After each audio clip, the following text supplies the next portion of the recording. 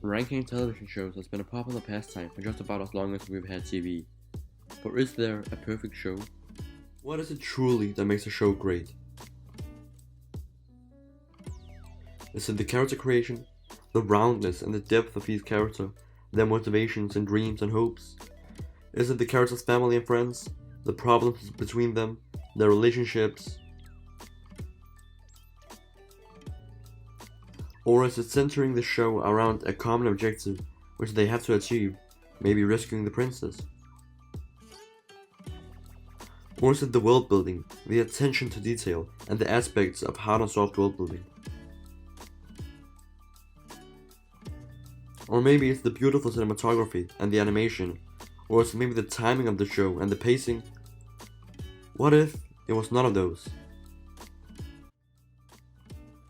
All throughout history there's been a lot of different art styles: Impressionism, Neoism, Realism, but one has always stood out to me, and that's minimalism.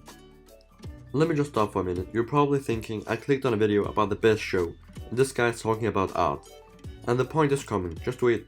But while I have your attention, could you do me a solid by liking and subscribing? Are you done? Okay, on with the video. So minimalism is an art style where a white painting can be sold for $20 million. So what do I mean by that? Even though it's minimalistic, and it's just a white painting, it's the attention to detail, the shades of white that's been used, the different textures, and even the canvas. Some people look at it and say, yeah, I could have done that. And maybe you could have. But does that take away from the hours the painter used to decide what goes where? But why am I talking about painting and minimalism? As I said before, the attention to detail, but also the passion. And that's why, in my opinion, Megalobox is the best show in all of history. So before I continue, I just want to clarify, this is, in my opinion, the best show objectively. If you don't agree with me, that's totally fine, you have your opinion. Also, this is, in my opinion, the best show objectively, but it's not my favorite show, okay?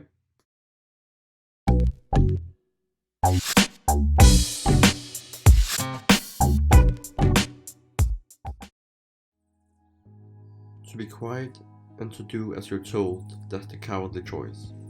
These are the words of Junk Dog, an underground fighter of Megalobox, an evolution of boxing that utilizes mechanical limbs known as gears to enhance their speed and power of its users.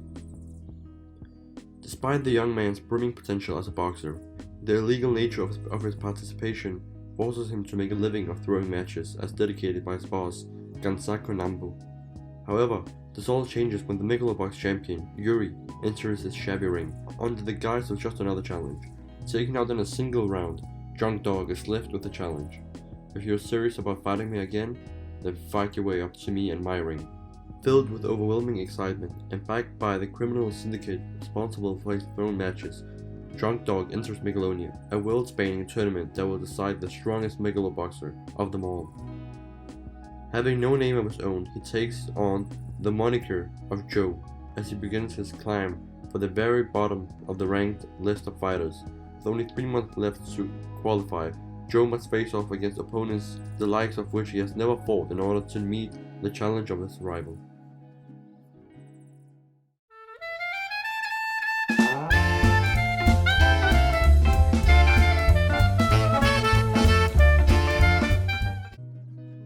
In my opinion, world building is one of the most important things for great storytelling. You can look at the greats like J.R.R. Tolkien and look how in the Lord of the Rings universe he has built this impressively built universe. That's what's called hard world building. You can really feel you are there with them, with the characters throughout the history, throughout the story. And even though I just talked about the attention to detail, Megalobox practices what's called soft world building. Software building is especially prevalent in like the Ghibli films, where the bigger questions don't really matter. It's about the character's story, and not so much about the rest. So, as we begin the series, we see that the world is placed in more like a Mad Max, post-traumatic, post-apocalyptic world, where it's all desert, and there's this one big city, and there's just this like smaller slum beside it. We don't really know why that is. We don't know why people aren't citizens. Maybe they're criminals, we don't know. Are some people born citizens, or do you have to get the citizenship? How do you get the citizenship? And why does Gearless Joe or Joe get the citizenship illegally? Can he not just apply? All of these are questions that you would normally have, but because the story is so immersive, because the story is so greatly told, you don't really think about it. You're just thinking about, okay, he's about to be killed by gangs, what is he gonna do? And that is what soft world building is. You don't really care about the details, because you're focusing on the story. Megalobox is only 12 episodes long, and each episode is only 20 minutes long, and it still tells one of the most compelling and great stories in, I would say, all of TV history. Another thing we see with the soft world building in Megalobox is we don't really see anything else than the Megalobox. We see some other professions like people selling cameras and outsourced mechanics and such things, but we don't really see anything else. And what we do see is how the living conditions are. In episode 2 and 3, we see these children literally stealing just so they can get drugs from this merchant almost. And you can see how excited they are, and as soon as they don't get their full payment, they're ready to kill him. They're ready to die just to get away from this world, just to feel something else. I think this is great world building, in so many ways than just one. Another thing that gets completely skipped is money, even though it's the reason the whole series starts. We don't hear or learn anything about it, we just know there is a shortage of it in the slum, and people bet a lot on Megalobox. That's it.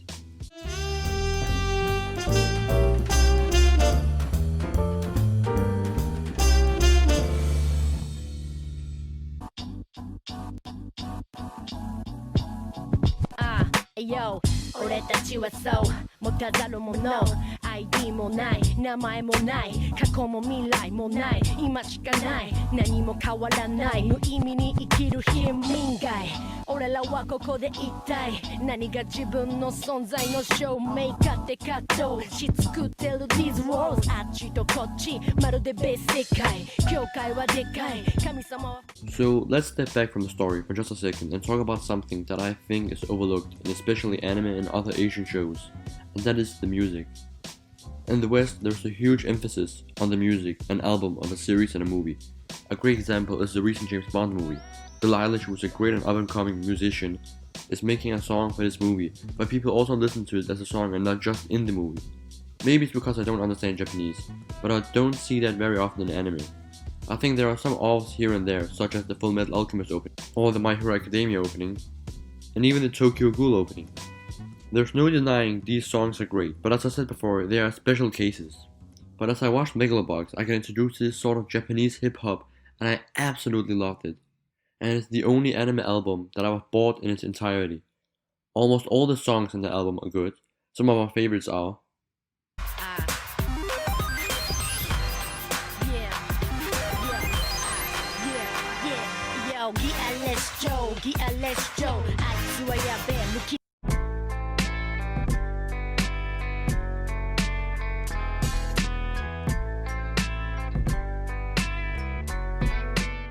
a great example is when the camera is panning over the city and you actually get to focus on the music because there's no dialogue interrupting it. You get to experience the animation and the music in its entirety.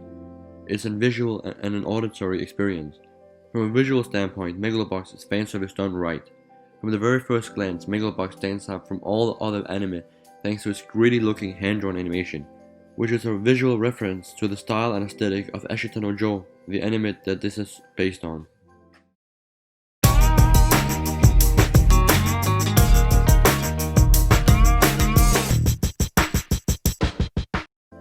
Writing characters isn't a process that's set in stone. It varies a great deal from book to book, from series to series, etc. But there are always some key pointers to follow. Make the character stand out. Make the character have some kind of conflict, whether it's internal or external one. But with Megalobox, most of that gets thrown out the window. I was taught that characters should have backstories, and those backstories could be their motivation for their existence, while Megalobox does none of that. Harry Potter's goal is to defeat Lord Voldemort. Bilbo's goal is to help the dwarves reclaim the kingdom. Hamlet's goal is to avenge his murdered father. Junk Dog has nothing. No background, no motivation, no ambition, even no name. I love the clip where Yuri and Joe talk about tombstones.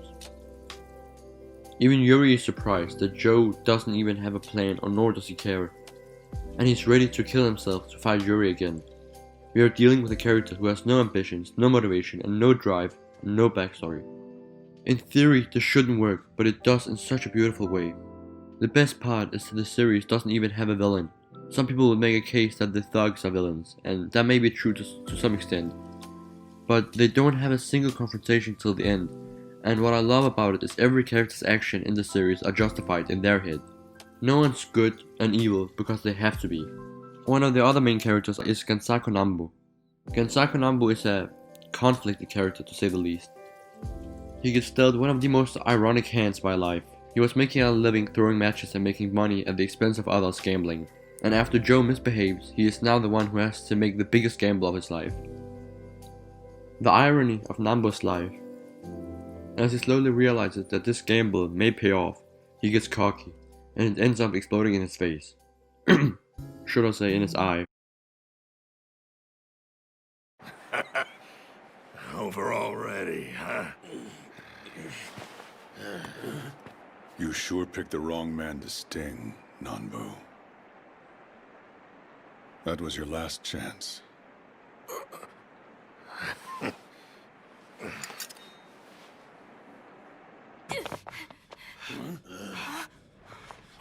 Hobbs, no!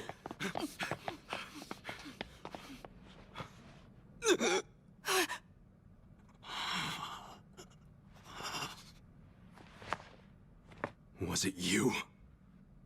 Did you do this to him? Back off, kid. But Pops... I settled everything up all on my own. This doesn't involve you, got it?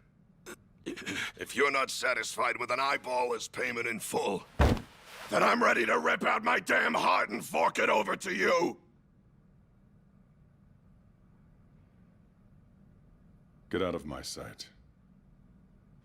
Mr. Fujimaki!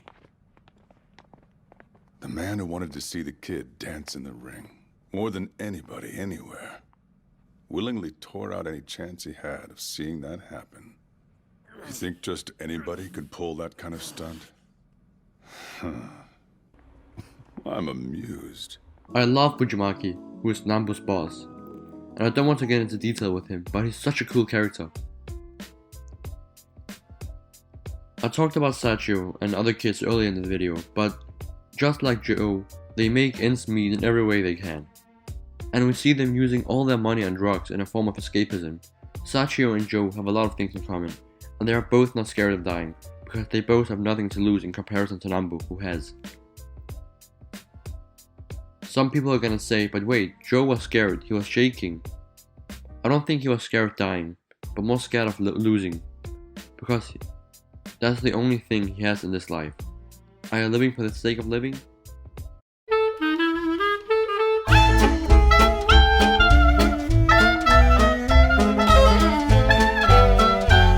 So even though I already covered the characters and the world building and even the music, I haven't touched on the plot itself that much. As I said before, this series is only 12 episodes long, with each episode only being 20 minutes. But it still tells one hell of a story, and has some of the best dialogue and one-liners in all of TV history. It's great writing that gets enhanced by the fights. I had a talk with my friend about the series, and I found the way he described this series to be very funny. He said, Megalobox is Dragon Ball without all the extra filler and more lore, a more potent Dragon Ball. Because it is truly that. I think the best thing about the story is that it lingers. You watch one episode and that episode stays with you until you finally sit down and watch the next and repeat. I've never seen writing on par with Megalobox. Without spoiling too much, I want to touch on the masterpiece that is the ending, unlike other series. It has one of the best endings. All throughout the series we see fighting tell the story, but we don't get to see the last fight, but instead the story. How Joe, the guy who has nothing, absolutely nothing, not even a name, and Yuri, who has everything, he's the champ, with the best gear in the world and probably so much money he would retire already, cast all that aside to fight in Megalonia, and how Joe in the start frowns on Megalonia because it's only for citizens. Also, I love the metaphor with Miyagi, the mechanic, and how they keep bouncing back to him, being quote-unquote oblivious and asking Joe who he should bet on.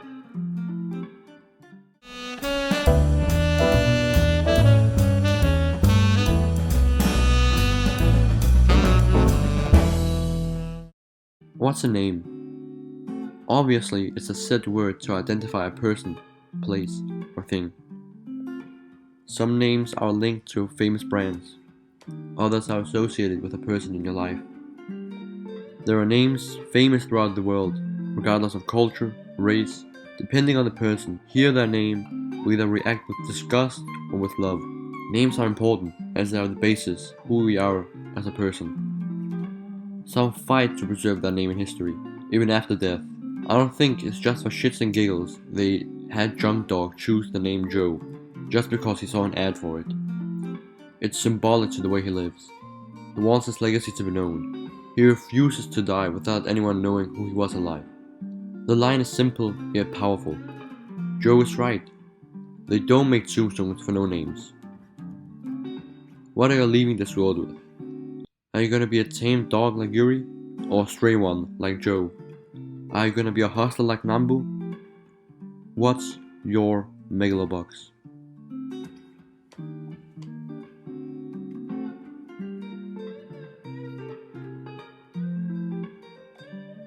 So thank you all for watching. I know this video took a long time, and it also took a long time for me to edit and record and all of that. I think the next video I'll make is a bit shorter one and not maybe so heavy. But if you could like and comment, that would do me a huge favor. Also, you can subscribe to be a part of the Gekko gang and be notified whenever I upload. So thank you everyone for watching, and see ya.